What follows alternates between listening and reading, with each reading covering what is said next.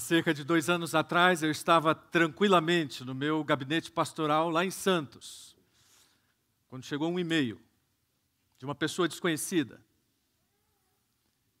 E aquele e-mail dizia assim: o seu nome foi indicado para o processo de sucessão pastoral da comunidade Batista em Moema. Você deseja participar? Meu coração bateu forte, porque eu vim orando por isso há 2 anos, não pela comunidade Batista em Moema, mas porque entendia que já era o meu tempo cumprido ali em Santos. E então, a primeira coisa que eu fiz foi responder o e-mail, né? Não. Foi passar uma mensagem para a minha família no nosso grupo do WhatsApp. Eu disse: estou recebendo um convite assim, assim, assado. O que vocês acham? Foi quase um acorde. Os 3 responderam imediatamente: estou dentro, estou dentro, estou dentro. E daí então, muitas mudanças vocês acompanharam. E o desafio era enorme, porque sair de uma situação confortável para uma situação desconhecida, né? E se não der certo? Quem é essa comunidade Batista de Moema? E comecei a ver então alguns vídeos, procurar na internet, acompanhar algumas coisas. E começou também uma fase engraçada lá na igreja que eu estava. Qualquer pessoa desconhecida que entrasse, eu achava que era algum espião da CB Moema. Tipo Sandra Stein, esse tipo de coisa. E num dos domingos de setembro, apareceu lá o pastor Nelson, da igreja aqui do Ipiranga. Eu falei: pronto, veio amando da CB Moema. Mas o grande desafio foi conhecer essa comunidade e perguntar: quem é esse grupo de pessoas? O que quer, o que vive, não é matéria do Fantástico. Mas como é que eu posso ser parte dessa comunidade e abençoá-la? Então começou um tempo de muita dúvida, de muita incerteza em relação a tudo aquilo que a gente estava vivendo. Porque foi um dos maiores desafios saber como conduzir a igreja da qual eu ainda era pastor, mas já com a cabeça na igreja que eu viria a pastorear daí a alguns meses. E começar a fazer esse exercício: como é que a gente pode assumir uma identidade que seja a identidade que Deus quer que nós assumamos. E foi um tempo muito rico, foi um tempo muito abençoado por várias pessoas que estão aqui, que eu tenho até receio de dizer o nome, correndo o risco de ser injusto, talvez, com algumas. Mas ao longo do tempo, algumas coisas foram realmente nos surpreendendo. E logo no começo, naquela empolgação da igreja, tem um japonês aqui, que eu também não vou dizer o nome, que dizia: pastor, você é novidade agora, mas depois que passar a novidade eu quero ver. Bom, nós estamos há 1 ano e meio, e o pastor Jovaldo continua dizendo: é muito gostoso ver como é que a igreja está empolgada. E por que ela está empolgada? Bom, porque ela é uma comunidade de Cristo. Essa é a razão, porque não há outra causa para a nossa empolgação a não ser Jesus, e se tiver, é espúria. Precisamos estar empolgados porque estamos aqui ao redor da mesa, ao redor do pão, por causa da pessoa de Cristo. Agora, claro que há aspectos que nos diferenciam. Por que você está aqui hoje de manhã e não está nas milhares de igrejas evangélicas que nós temos aqui em São Paulo? Deve ter uma razão. O que faz esta comunidade diferente a ponto de você sair hoje com frio, uma sensação térmica de 6 graus de manhã, para estar aqui reunido com estas pessoas? Eu penso que a principal razão é pelo fato de sermos a comunidade do amor encarnado. No domingo passado eu terminei a minha reflexão convidando a igreja a pensar nisso. Se realmente somos essa comunidade, o que nos faz diferentes a ponto de dizer que Cristo está aqui entre nós, Cristo está sentado aqui em cada uma destas mesas? Quando a gente coloca uma frase bacana, e pode colocar a frase bacana aí, eu vejo muitas pessoas fotografando, eu fico pensando, o que o pessoal faz, né? Algumas eu já vi, segunda-feira eu abro uma rede social, está lá a frase do sermão. Puxa, que bacana, isso impactou a sua vida, eu fico feliz. Você volta nessa frase para meditar. Você volta nessa frase para pensar em cada uma dessas palavras, porque uma delas diz que os pequenos passos que nós precisamos dar nessa direção precisam estar profundamente arraigados na cruz e na ressurreição. E não é simplesmente a comunidade que é bacana, porque tem gente bacana, porque é fácil de estacionar, porque tem um lugar confortável. Mas é uma comunidade com algumas características. E hoje, pela primeira vez, a gente vai tornar público um exercício que a gente vem fazendo com a igreja e com a liderança, principalmente. E, claro, muita gente não tem muita paciência para esse tipo de exercício. Ficar preenchendo papel, respondendo. Esse exercício começou lá no encontro de carnaval no ano passado. E então nós traduzimos essa identidade da CB Moema numa primeira frase. E a Fernanda Ximenes ajudou a gente a ilustrar essa frase na forma como ela vai aparecer aí. Uma comunidade missional conectando pessoas, ideias e ações globalmente a partir do seu contexto local. E agora nós estamos numa segunda fase, que é em cada uma dessas áreas, subdescrever aquilo que nos caracteriza. Na primeira delas, quando nós dizemos que somos uma comunidade, nós estamos, na verdade, repetindo aquilo que o apóstolo Paulo já falou. Nós somos a família de Deus. Nós somos comunidade.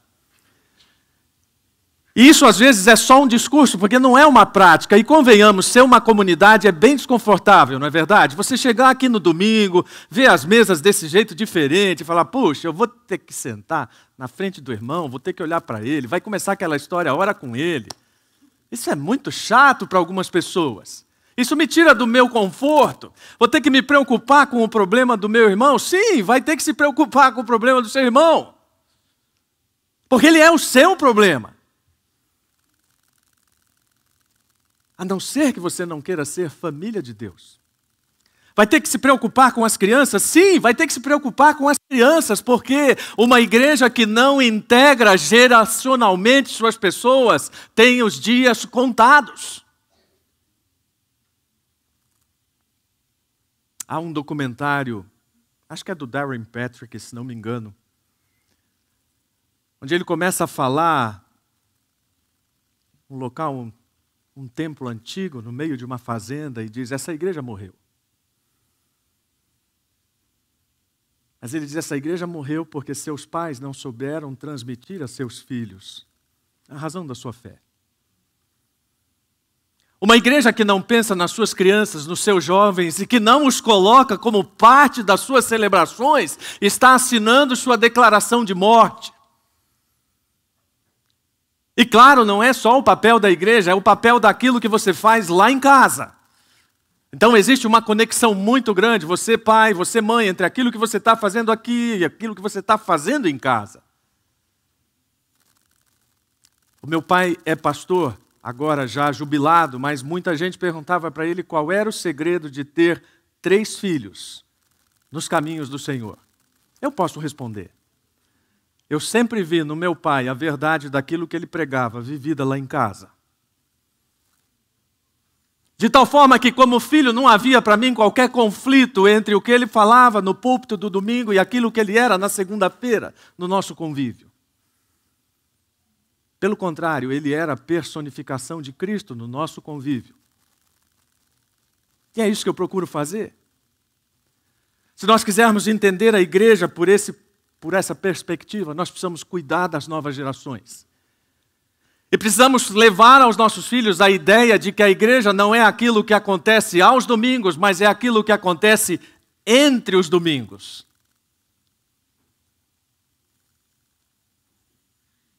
E os nossos filhos vão perceber a qualidade dos nossos relacionamentos. Se estamos preocupados com os outros, realmente como Cristo, ou se a nossa fala é só da boca para fora, com aquela capa de cristão aos domingos.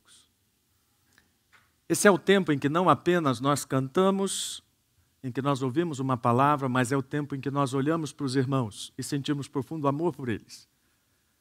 E sentimos que a crise deles é a nossa crise. Há poucos domingos atrás, nós ouvimos aqui o testemunho da irmã da Raquel, e do Fábio, naquela luta contra o câncer. Depois, os poucos irmãos que acompanham em oração esses assuntos oraram porque o Fábio teve alguns episódios de agravamento da sua doença e quase não pôde viajar para os Estados Unidos. Mas eles puderam voltar e amanhã ele tem uma cirurgia. E a Raquel ontem passou uma mensagem dizendo: pastor, será que nós poderíamos orar por eles? Claro que nós podemos. Nós somos a família do Murad, da Raquel, da Clarinha. Nós somos a família do Dario, da Elô, da Léo, do Duda, da Marta, do André, da Ju. Nós somos a família que agora pode fechar os seus olhos e pedir pela vida do Fábio. Vamos fazer isso? Feche seus olhos. Vamos orar juntos. Senhor, obrigado por sermos família de Deus.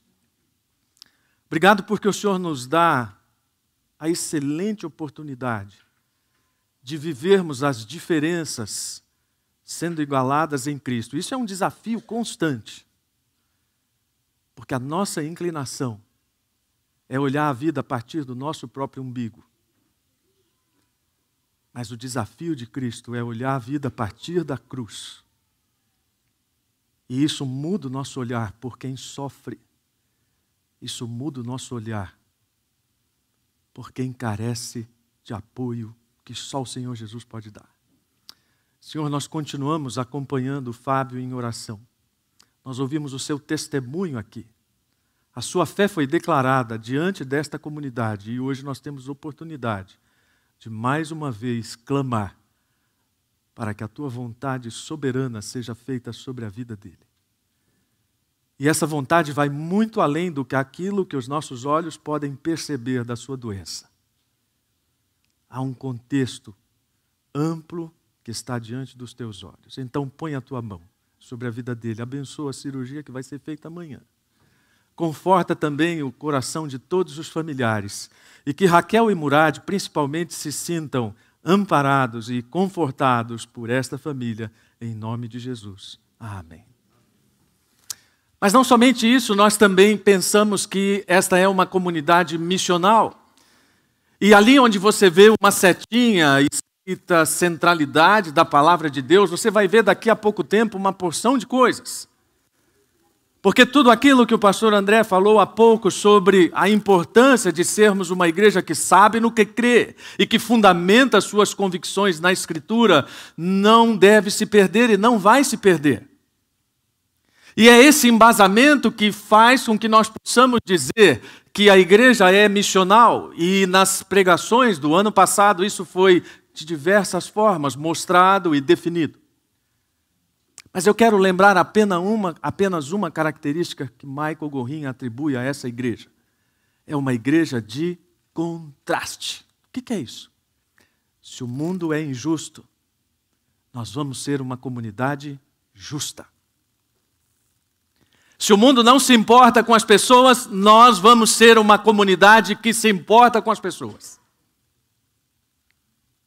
E aí você pode ir fazendo todos os seus contrastes. E pode ir pensando como é importante essa igreja que não se amolda à cultura do nosso tempo, mas que se renova e que se transforma pela mente de Cristo numa cultura que é luz no meio das trevas, que contrasta com a insensibilidade e que lembra e que declara a grandeza do nosso Deus.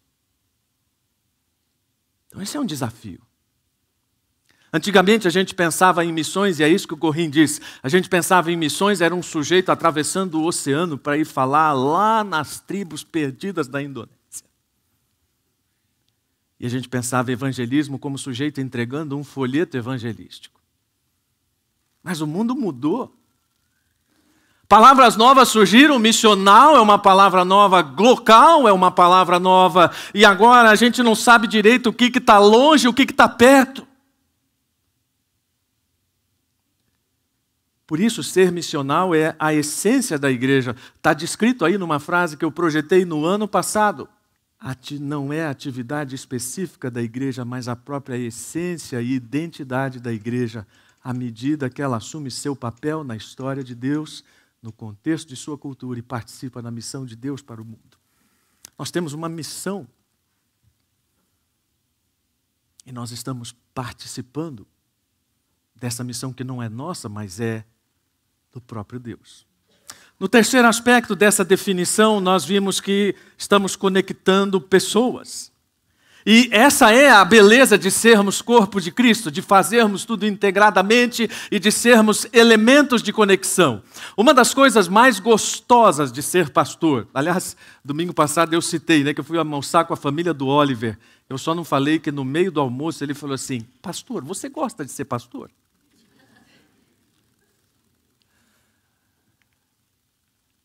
Carlos Oswaldo dizia: o ministério pastoral é uma mistura de lutas e glórias, muito mais lutas que glórias. Eu gosto de ser pastor. Por várias razões. Uma delas, eu consigo ter acesso a uma porção de informações sobre como Deus está conectando pessoas no meio da semana, que às vezes a igreja não sabe. Eu sei quem ajudou quem. Eu sei quem orou por quem, eu sei quem chegou num momento, e essas histórias vão chegando até mim e vão enchendo o meu coração de alegria. Domingo passado eu recebi mais um desses testemunhos, de alguém que na vigília trocou pedidos de oração, e depois aquela pessoa que havia ficado com o pedido de oração, chegou para ela no domingo seguinte e disse: orar por sua vida profissional fez a minha vida profissional mudar. Como igreja, nós estamos sempre aproximando pessoas, aproximando ideias, fazendo com que essas ideias se coliguem em função de Cristo. Isso para nós agora é uma obsessão já. Quais são as oportunidades que estão diante de nós? Nós estamos conhecendo um ministério e eu estou encantado com isso. O Marcão ficou de me apresentar aquela pessoa e ele ainda não me apresentou, mas Deus me apresentou. Cruzei com ela. Esse é o cara que está falando. Então. Alguém que está coordenando um ministério que trabalha com mídias digitais, conectando pessoas em função disso que nós estamos pregando. Última parte. A partir do seu contexto local. Há uma tensão muito grande entre o que é fazer e o que é pregar o evangelho a partir do contexto local. Muita gente diz: olha, nós temos apenas que transmitir a mensagem de Cristo. A palavra apenas deve ser entre aspas. Eu olho para o evangelho e eu vejo Jesus servindo pessoas. E o meu desejo, como pastor da CB Moema, é ver a igreja servindo a comunidade de Moema. E pregando, e nós estamos sonhando com isso, nós estamos sonhando alto. Nós estamos sonhando com uma escola, mas já estamos trabalhando para isso. Nós estamos sonhando com um novo local em Moema, que possa ser a sede das nossas atividades, e já está quase se concretizando isso. Um local onde nós possamos ter uma orquestra infanto-juvenil para a comunidade, junto com uma oficina de cinema, onde a gente possa chamar a comunidade e dizer: venham aqui, porque a gente tem uma porção de coisas bacanas para compartilhar com vocês, mas a principal delas é Cristo. Lá em Santos nós tínhamos várias atividades comunitárias e era impressionante como as pessoas vinham até mim e diziam timidamente: você é o pastor da igreja? Eu sou. Vocês fazem tudo isso aqui de graça? Fazemos.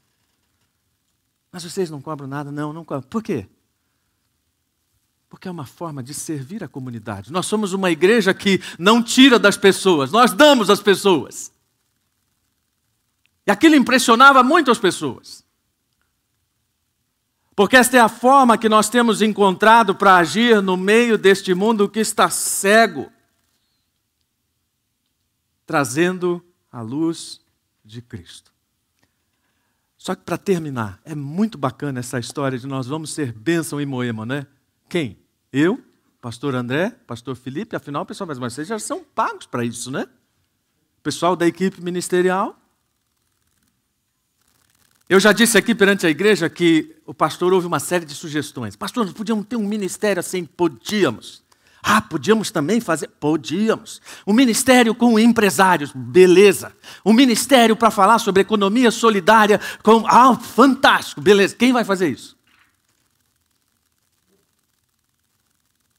A igreja pode ter tantos ministérios quantos ela queira ter, desde que ela esteja disposta a trabalhar. A não ser que a igreja queira pagar para um monte de gente fazer isso, né? Vamos pagar para alguém trabalhar com os drogados, é verdade, vamos pagar. Vamos pagar também para alguém trabalhar com os moradores de rua, sim, vamos pagar. Vamos pagar e de repente nos tornamos uma empresa. E esse não é o perfil da igreja que serve. Quero terminar minha palavra então repetindo de novo essa frase sobre a nossa igreja, sobre a comunidade, e eu peço que vocês nos ajudem a completar todos os desdobramentos dessa frase, para que nós sejamos a comunidade do amor encarnado, dando estas respostas que o Schaeffer mencionou, sobre as quais eu preguei também o ano passado, para nos tornarem a comunidade do amor encarnado. Senhor nosso Deus, nós somos muito gratos ao Senhor pela obra de Cristo. Somos muito gratos porque é por causa dessa obra que nós estamos aqui hoje, reunidos em torno do pão na mesa, reunidos em torno da identidade do Senhor Jesus e clamando agora para sermos esta comunidade do amor encarnado. E, Senhor, que isto seja vivo também agora no momento em que vamos celebrar a ceia do Senhor. Que o Senhor aprofunde os nossos laços, que o Senhor nos faça sensíveis ao irmão que está do nosso lado, na nossa mesa, a quem chamamos de irmão não por coincidência. E continuamos clamando para que o Senhor promova um reavivamento no meio desta comunidade. Um reavivamento que não seja, ó Deus, somente para dizer que nós somos isso ou aquilo, mas que leve a comunidade a alcançar aqueles que ainda não foram alcançados pela mensagem de Cristo. E que isto seja visto nessas nossas ações em favor dos que carecem do Senhor. Em nome de Jesus, amém.